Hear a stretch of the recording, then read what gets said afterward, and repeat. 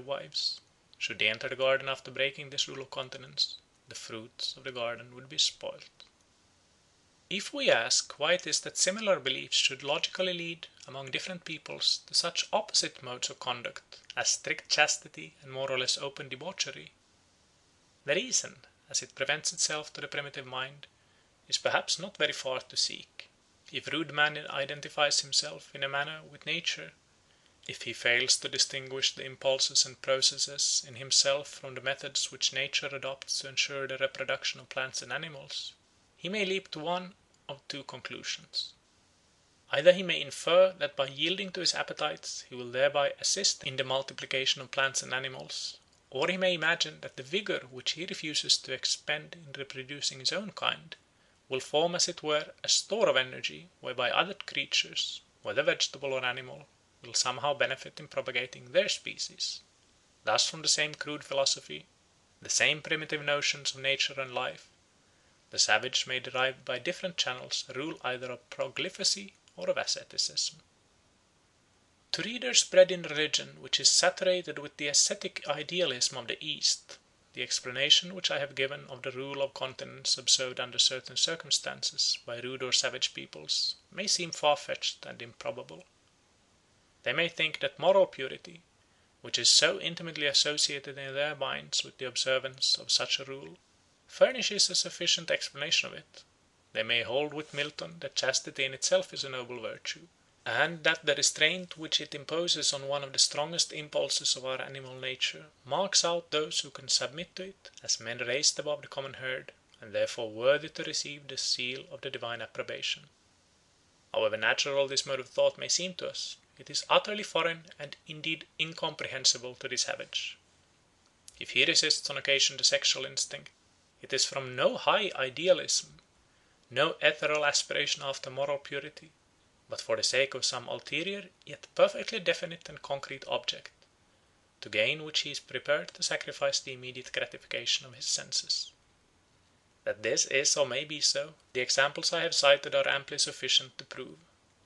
They show that where the instinct of self-preservation, which manifests itself chiefly in the search of food, conflicts or appears to conflict with the instinct which conduces to the propagation of the species, the former instinct, as the primary and more fundamental, is capable of overmastering the latter. In short, the savage is willing to restrain his sexual propensity for the sake of food. Another object, for the sake of which he consents to exercise the same self-restraint, is victory in war. Not only the warrior in the field, but his friends at home will often bridle their sensual appetites, from a belief that by so doing they will more easily overcome their enemies. The fallacy of such a belief, like the belief that the chastity of the sower conduces to the growth of the seed, is plain enough to us. Yet perhaps the self-restraint which these and the like beliefs, vain and false as they are, have imposed on mankind, has not been without its utility in bracing and strengthening the breed. For strength of character in the race, as in the individual, consists mainly in the power of sacrificing the present to the future, of disregarding the immediate temptations of ephemeral pleasures for the more distant and lasting sources of satisfaction. The more the power is exercised, the higher and stronger becomes the character, till the height of heroism is reached in men who renounce the pleasures of life, and even life itself, for the sake of keeping or winning for others, perhaps in distant ages, the blessings of freedom and truth. End of chapter 11. Chapter 12. The Sacred Marriage. 1. Diana as a goddess of fertility. We have seen that according to a widespread belief, which is not without a foundation in fact, plants reproduce their kinds through the sexual union of male and female elements, and that on the principle of homeopathic or imitative magic, this reproduction is supposed to be stimulated by the real or mock marriage of men and women, who masquerade for the time being as spirits of vegetation. Such magical dramas have placed a great part in the popular festivals of Europe, and based as they are on a very crude conception of natural law, it is clear that they must have been handed down from a remote antiquity. We shall hardly, therefore, err in assuming that they date from a time when the forefathers of the civilized nations of Europe were still barbarians, herding their cattle and cultivating patches of corn in the clearings of the vast forests which then covered the greater part of the continent. from the Mediterranean to the Arctic Ocean. But if these old spells and enchantments for the growth of leaves and blossoms, of grass and flowers and fruit, have lingered down to our time in the shape of pastoral plays and popular merrymakings, is it not reasonable to suppose that they survived in less attenuated forms some 2,000 years ago among the civilized people of antiquity? Or, to put it otherwise, is it not likely that in certain festivals of the ancients we may be able to detect the equivalents of our May Day, Whitsuntide, and Midsummer celebrations, with this difference, that in those days the ceremonies had not yet dwindled into mere shows and pageants, but were still religious or magical rites, in which the actors consciously supported the high parts of gods and goddesses. Now in the first chapter of this book we found reason to believe that the priest who bore the title of King of the Woods at Nemi had for his mate the goddess of the grove, Diana herself. May not he and she, as king and queen of the wood, have been serious counterparts of the merry mummers who play the king and queen of May, the Whitsuntide bridegroom and bride in modern Europe? And may not their union have been yearly celebrated in a theogamy or divine marriage? Such dramatic weddings of gods and goddesses, as we shall see presently, were carried out as solemn religious rites in many parts of the ancient world. Hence there is no intrinsic improbability in the supposition that the sacred grove at Nemi may have been the scene of an annual ceremony of this sort.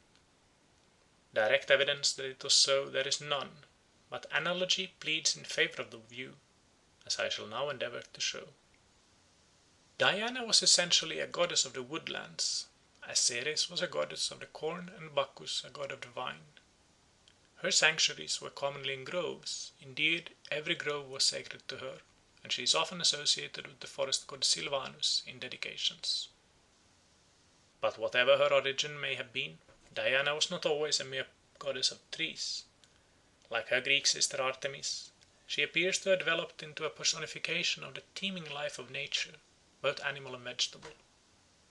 As mistress of the greenwood, she would naturally be thought to own the beasts, whether wild or tame, that ranged through it, lurking for their prey in its gloomy depths, munching the fresh leaves and shoots among the boughs, or cropping the herbage in the open glades and dells. Thus she might come to be the patron goddess both of hunters and herdsmen, just as Silvanus was the god not only of woods but of cattle. Similarly in Finland, the wild beasts of the forest were regarded as the herds of the woodland god Tapio, and of his stately and beautiful wife. No man might slay one of these animals without the gracious permission of their divine owners. Hence the hunters prayed to the sylvan deities, and vowed rich offerings to them if they would drive the game across his path. And cattle also seems to have enjoyed the protection of those spirits of the woods, both when they were in their stalls and while they strayed in the forest. Before the Gayos of Sumatra hunt deer, wild goats or wild pigs with hounds in the woods, they deem it necessary to obtain the leave of the unseen lord of the forest. This is done according to a prescribed form by a man who has special skill in woodcraft. He lays down a quid of betel before a stake which is cut in a particular way to represent the lord of the wood, and having done so he prays to the spirit to signify his consent or refusal. In his treatise on hunting, Arrian tells us that the Celts used to offer an annual sacrifice to Artemis on her birthday, purchasing the sacrificial victim with the fines they had paid into her treasury for every fox, hare, and roe that they killed in the course of the year.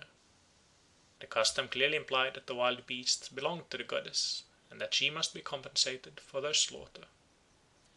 But Diana was not merely a patroness of wild beasts, a mistress of woods and hills, of lonely glades and sounding rivers, conceived as the moon, and especially, it would seem, as the yellow harvest moon.